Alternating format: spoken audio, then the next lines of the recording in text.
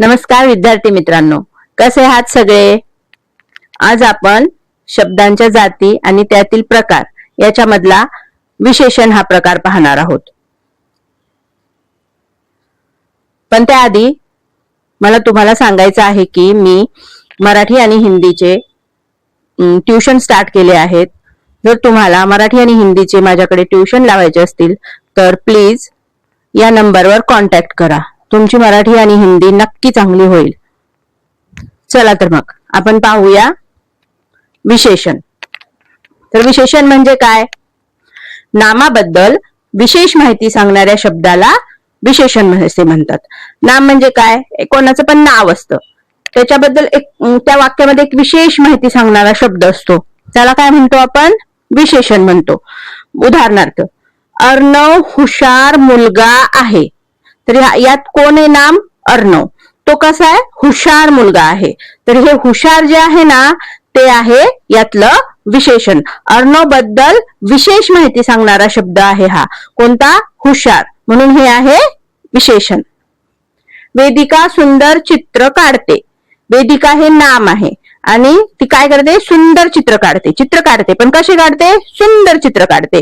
तर यातलं विशेषण काय आहे? सुंदर. आता विशेषणाचे काही प्रकार आहेत. किती? विशेषणाचे 3 प्रकार आहेत. तर ते कुठले कुठले? गुणविशेषण, संख्या विशेषण आणि सार्वनामिक विशेषण.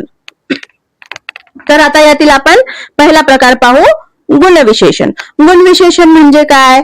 ज्या विशेषणाने नामाचा कोणताही गुण किंवा वैशिष्ट्य दाखवले जाते त्यास गुणविशेषण असे म्हणतात. म्हणजे कसं? हुशार मुलगा.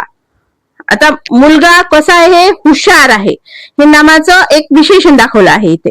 हुशार हे काय आहे? विशेषण आहे. गोड आंबा. आंब्याचं काय विशेषण आहे? गोड. आंबा कसा आहे? गोड. तर गोड हे काय आहे इथे? विशेषण आहे. पांढरा ससा. सस्याचं काय विशेषण आहे? ससा कसा असतो? पांढरा शुभ्र असतो. तर मग पांढरा काय आहे इथं? विशेषण आहे. म्हणजे वाक्यातील नामाबद्दल जे त्याचे गुण असतात, त्याचे वैशिष्ट्य असतात ते दाखवले जातात, त्यास काय म्हणायचं? गुणविशेषण म्हणायचं. आता दुसरा प्रकार कुठला? संख्या विशेषण. ज्या विशेषणाने नामाची संख्या दर्शवली जाते त्यास संख्या विशेषण असे म्हणतात.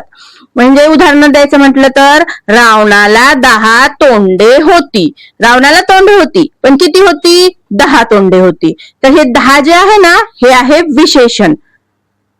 रावणाचं विशेषण काय होतं? त्याला किती होते? 10 तोंड होती. तर 10 हे आहे संख्या विशेषण. पांडव 5 होते. पांडव होते, किती होते? 5 होते. तर याच्यात कुठली संख्या आली आहे? 5 आली आहे. तर हे त्यातलं 5 हे काय आहे? विशेषण आहे. सार्वनामिक विशेषण. आता पुढचा प्रकार कुठला आहे? सार्वनामिक विशेषण. वाक्यामध्ये सर्वनामाचा उपयोग विशेषणासारखा होतो किंवा सर्वनामापासून बनलेल्या विशेषणांना सार्वनामिक विशेषण असे म्हणतात. उदाहरण द्यायचं म्हटलं तर, ती मुलगी खूपच सुरेख गाते. इथं सर्वनाम कुठलं आलंय? ती आलंय. म्हणजे ती काय आहे? सार्वनामिक विशेषण आहे. त्या गावात चांगलीच गर्दी जमली होती. यात कुठलं सार्वनामिक विशेषण आहे? त्या. आमचा अर्णव फार धीट आहे. याच्यात कुठलं सार्वनामिक विशेषण आहे? आमचा. चला मग तुम्हाला कळलं का विशेषण म्हणजे काय? तर जर तुम्हाला माझा हा व्हिडिओ आवडला असेल तर प्लीज लाईक करा.